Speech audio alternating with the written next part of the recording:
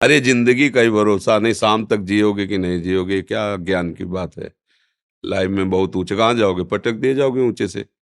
जहां भी ऊंचे चढ़ोगे पटक दिए जाओगे, माया का काम ऊंचे से नीचे पटकना। छोटे बन जाओ, कभी नहीं पटके जाओगे। भजन से क्या होता है जानते हो, छोटा बना जाता है। तृणादपि सुनीचेन। आप कोई पटक के दिखावे, मान लो आप सीधे चित्त पड़े हो, अब सुबह कौन चित्त करेगा, पहले चित्त हो राधा राधा राधा, आराम से सो जाओ। अब तो तुम्हारी इच्छा है कि हम ऊंची पर चढ़े, तो फिर बहुत अच्छी पकड़ होनी चाहिए, नहीं फिसल गए तो गिरोगे, हड्डी हड्डी टूट जाएगी। ये ऊंचाई की चाह ही मतलब उसको नष्ट कर देती है। और दैन्य होकर भगवान का भजन करते रहो, वो जहां पहुंचा देंगे वहां से गिरने का चांस नहीं होगा। समझ रहे हो ना। हाँ, यही तो माया का खेल है, वो सबसे बड़ा बनना चाहता है, हर क्षेत्र में बड़ा बनना चाहता है। ये दोष भी नहीं, क्योंकि बहुत बड़े का बच्चा है ना, बड़े का भगवान का बच्चा है ना, तो भगवान सबसे बड़े है ना, वो सबसे बड़ा बनना चाहता है। पर इस मार्ग में बड़ा बना जाता है सबसे छोटे बन के। जो जितना छोटा बन गया उतना ही बड़ा बन गया। मतलब सच्ची बात समझो, आप अपने को छोटा समझकर अपने को सबसे, तो आप देखोगे सबके पूज्य बन जाओगे। और जब सबसे बड़ा कर तो क्या है, इसमें गलती क्या होती, हमारा अहंकार पुष्ट होता है। वो अहंकार का काम है नाश करना, पतन करना। ये बड़ा कष्टदायक अहंकार है। तो हम लोग समझ नहीं पाते, दुश्मन को सपोर्ट करते हैं, वही हमें मार देता है। दैन्य होने से क्या है, अहंकार नष्ट होता है। और जहां अहंकार नष्ट हुआ तो भगवान की कृपा का पात्र बन गया, फिर सर्वमंगल हो जाता है। बात ऐसी है बच्चा। भगवान से ये प्रार्थना करो कि आप जैसा भी बनाओ, जो भी बनाओ, आप अपना बना लो। सबसे बड़ा पद है भगवान का दासत्व। हम किसके हैं, भगवान के हैं। तो माया किनकी है, भगवान की है। तो जो अंग रक्षक खड़े होते हैं वो सब चेक वाले खड़े होते हैं। सरकारी तो है ना, और सरकारी बिल्ला लगा हो, वो सलूट मारेगा, चेकिंग की जरूरत नहीं है।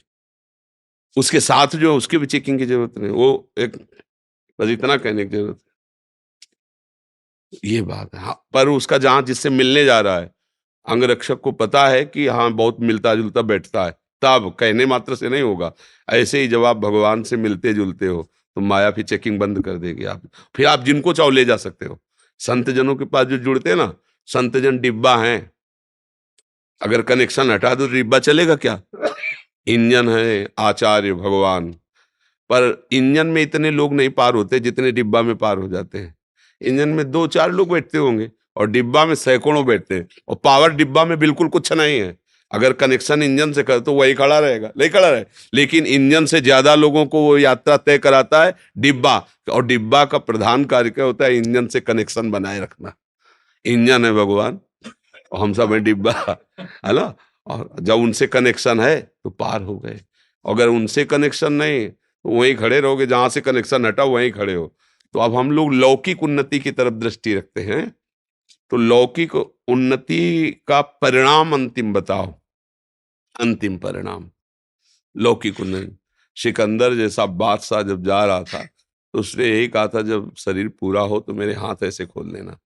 कि इतना पराक्रमी, इतना सब कुछ समेटने वाला, आज खाली हाथ जा रहा है, कुछ नहीं है उसके पास। मतलब बादशाह था, सिकंदर नाम से लोग थर्राते थे, वो ऐसे चला। इससे ज्यादा उन्नति तो रावण जब चलता था ना तो धरती कांपती थी, चलत दसानल डोलत अवली। और उसकी खोपड़ियों में जैसे फुटबॉल में लात मारा जाता है ना, बंदर ऐसे लात मारते थे। तब मंदोदरी जी ने कहा, राम विमुख अस हाल तुम्हारा, रहा न कोकुल रोवन। तेरी छाती पे बैठ के आंसू गिराने वाला नहीं रह गया कोई। क्यों ऐसा हाल तेरा, इसलिए हुआ कि तू भगवान से विमुख था। तो भगवान से विमुख होने पर तो कोई भी उन्नति, उसका परिणाम क्या है। अगर हम भगवान के हैं तो हमारी बहुत बड़ी उन्नति क्या है। ये जीवन जैसे बने वैसे कटेगा, लेकिन अंत में हम भगवान के पास जाएंगे, अपने प्रभु से मिलेंगे, हमारा जन्म मरण छूट जाएगा, सदा सदा के लिए परमानंद में। और इसी जन्म में उसका लाभ देखने को मिलता है। एक बेपरवाही आती है, एक मस्ती आती है, एक भरोसा होता है। बहुत बड़े भगवान हमारे साथ है ना, उनका हम नाम जप करते हैं, उनके भरोसे पे हैं।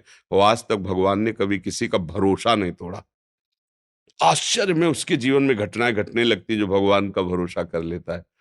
एक बार भाई जी महाराज गीता वाटिका में थे, तो तत्काल एक तार आया, गांधी जी के परिकर के, उनके भतीजे आज सब वो गोरखपुर से निकल रहे थे, वो भूखे थे। तो उन्होंने भाई जी को तार से सूचना दी कि कुछ ही समय में हम स्टेशन पर पहुंचने वाले हैं, यदि हमारी भोजन व्यवस्था हो जाए तो हम मतलब अच्छा हो।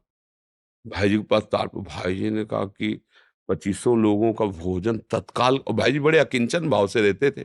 कैसे हो सकता है? मतलब कैसे हो सकता है? तुरंत कोई ऐसा तो नहीं जादू करे। तो उन्होंने कहा जिनके भरोसे उन्होंने तार भेजा वही व्यवस्था करेंगे।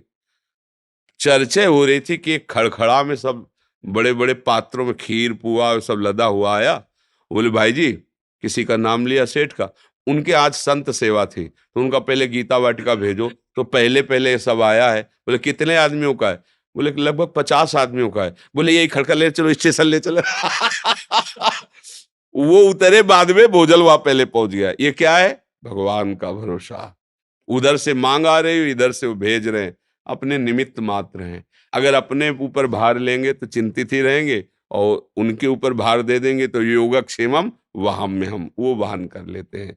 इसलिए मुझे लगता है कि उन्नति इसी में है कि हम भगवान के चरणों का आश्रय लेकर उनके भरोसे से होकर जो भी कार्य करें, पढ़ाई लिखाई नौकरी व्यापार, उसमें अगर हम सफल होते हैं तो श्री जी की जय हो, और उसमें हम फेल हो जाते हैं तो श्री जी की जो कोई मंगल विधान होगा प्रभु का, ऐसी भावना से भक्त चलता है, वो विजय को ही प्राप्त होता है, परिणाम उसका विजय ही होती है।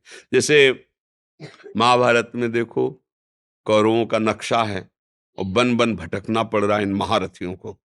12 वर्ष का वनवास, 1 वर्ष का अज्ञातवास, क्या क्या कष्ट सह रहे हैं। तो धर्म में चलने वाले को थोड़ा कष्ट तो, लेकिन सिंहासन आरूढ़ कौन हुआ अंत में? महाराज युधिष्ठिर, धर्मराज युधिष्ठिर हुए, और कौरवों का वंश विनाश हो गया। तो अगर हम धर्म से चले तो वास्तविक उन्नति मिलेगी। थोड़ा कष्ट तो हो सकता है, वो भी हमारे पाप हैं, उनका नाश हो रहा है इसलिए। ऐसा नहीं कि भगवान दे रहे हैं, नहीं नहीं नहीं, वो हमारे पूर्व के किए हुए पाप है, उनका क्षय हो जाएगा।